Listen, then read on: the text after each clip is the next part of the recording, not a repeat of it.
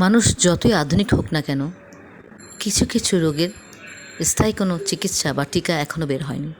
তার মধ্যে স্ক্যাবিস একটি মারাত্মক রোগ। আসসালামু আলাইকুম এভরিওয়ান, সবাইকে নতুন একটা ভিডিওতে আমন্ত্রণ জানাচ্ছি। আজকে আমরা স্ক্যাবিস বা খোসপাঁচড়া নিয়ে আলোচনা করব। বর্তমানে বাংলাদেশে স্ক্যাবিস রোগটি মহামারী আকারে ছড়িয়ে পড়েছে। স্ক্যাবিস, যাকে বাংলায় খোসপাঁচড়া বলা হয়ে থাকে, এটি অত্যন্ত ছোঁয়াচে চর্মরোগ।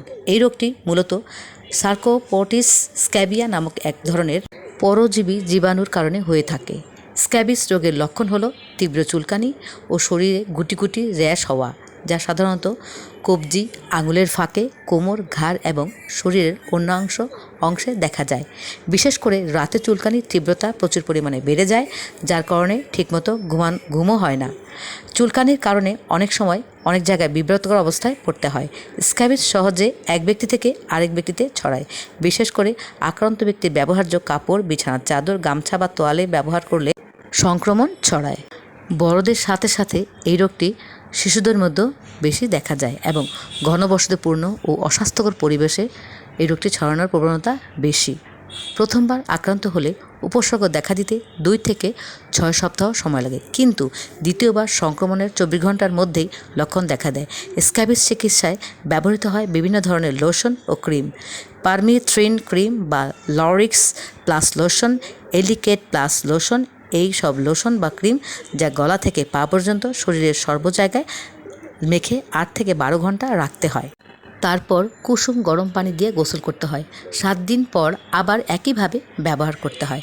তবে অবশ্যই চিকিৎসকের পরামর্শ নিতে হবে এবং চিকিৎসকের পরামর্শ অনুযায়ী ঔষধ ব্যবহার করতে হবে। চিকিৎসা গ্রহণ না করলে দীর্ঘদিন চুলকানির ফলে চামড়ায় ঘা হতে পারে এবং জটিল কিডনি সমস্যাও দেখা দিতে পারে। স্ক্যাবিসের কোনো টিকা নেই, তাই প্রতিরোধই সবচেয়ে ভালো উপায়। সংক্রমিত ব্যক্তির সংস্পর্শ এড়িয়ে চলা, পরিষ্কার পরিচ্ছন্ন থাকা এবং ব্যক্তিগত ব্যবহার্য জিনিসপত্র আলাদা রাখা জরুরি। এছাড়া নরওয়েজিয়ান বা কাস্টেড স্ক্যাবিস নামে স্ক্যাবিসের একটি ভয়াবহ ধরন রয়েছে, যা সাধারণত রোগ প্রতিরোধ ক্ষমতা কম, বৃদ্ধ, বিভিন্ন রোগে আক্রান্ত ব্যক্তিদের মধ্যে দেখা যায়।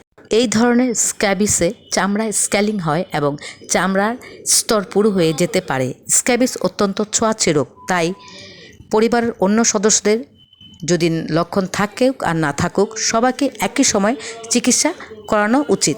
কিভাবে প্রতিরোধ করবেন? আক্রান্ত ব্যক্তির ব্যবহৃত পোশাক, বিছানার চাদর, তোয়ালে গরম পানিতে অন্তত 50 থেকে 122 ডিগ্রি ফারেনহাইট তাপমাত্রায় ধুয়ে রোদে শুকাতে হবে। আর যেগুলো ধোয়া সম্ভব নয়, সেগুলো একটা পলিথিনে ভরে মুখ আটকে তারপরে দূরে সরিয়ে রাখতে হবে। আক্রান্ত ব্যক্তি পারলে ঘন ঘন সাবান পানি দিয়ে হাত ধুয়ে নেবেন, যাতে জীবাণু কম ছড়ায়। মনে রাখবেন, স্ক্যাবিস একটি ছোঁয়াচে রোগ হলেও এটি প্রতিরোধযোগ্য। তাই নিজে থেকে শুরু করে পরিবারের ছোট থেকে বয়োবৃদ্ধ যারা আছেন সবাই মিলে পরিষ্কার পরিচ্ছন্ন থাকবেন, তাহলে এই স্ক্যাবিস বা খোসপাঁচড়া থেকে সবাই মুক্ত থাকতে পারবেন।